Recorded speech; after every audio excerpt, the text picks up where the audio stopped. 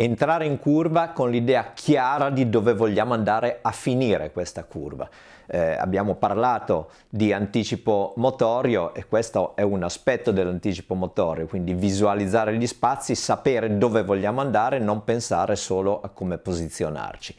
Nell'andare verso la zona di fine curva, quale parte del corpo deve attivarsi per cercare questa direzione? Saranno le ginocchia che dovranno puntare in là, perché le ginocchia stanno sotto alla massa trasportata e non possono permettersi di andare in un'altra direzione. Sono loro che devono portarci verso l'uscita curva e verso giù, verso il basso.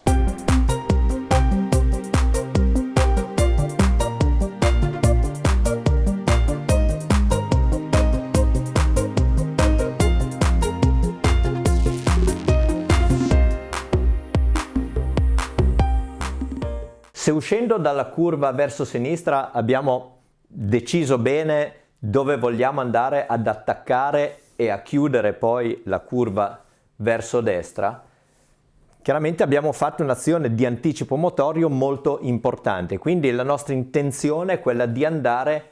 qui ad attaccare e qui ad uscire. La cosa molto importante su cui insistiamo molto, una volta che abbiamo l'intenzione giusta,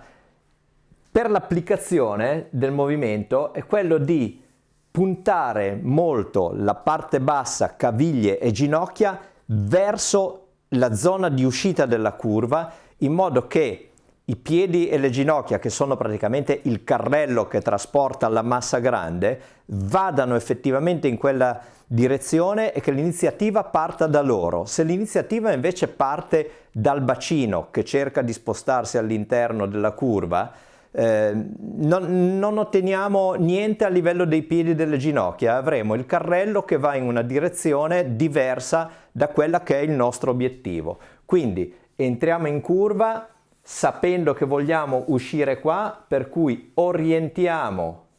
entrando in curva, le ginocchia e le caviglie in questa direzione,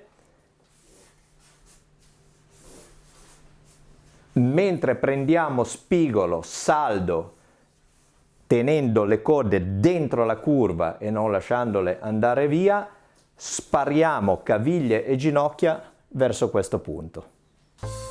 Vediamo alcune discese per renderci conto veramente quanto è importante dall'inizio curva prendere visione degli spazi, quindi decidere, programmare il tipo di curva e qua definire sempre con più precisione il bersaglio verso il quale indirizzare le nostre due pistole, le nostre due ginocchia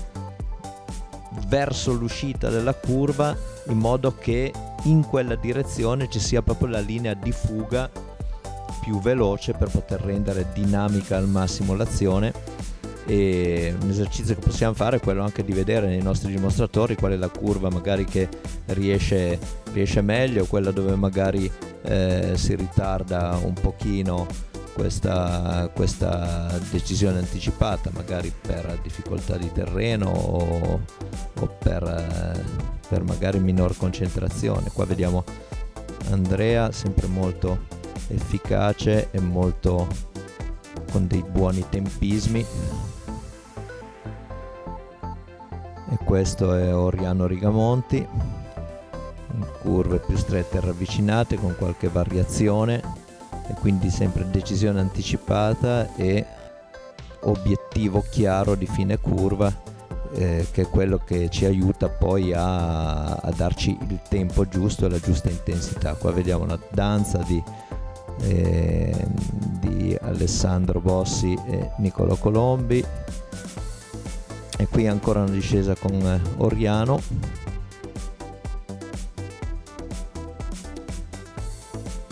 Torniamo quindi a ribadire proprio l'importanza di definire il punto di uscita curva e di indirizzare l'azione soprattutto a partire da caviglie e ginocchia. Lo vediamo qua da dietro che come lo sci aggancia vanno a cercare l'uscita curva, spingendo in quella direzione e trasportandosi tutto il corpo verso un'uscita veloce.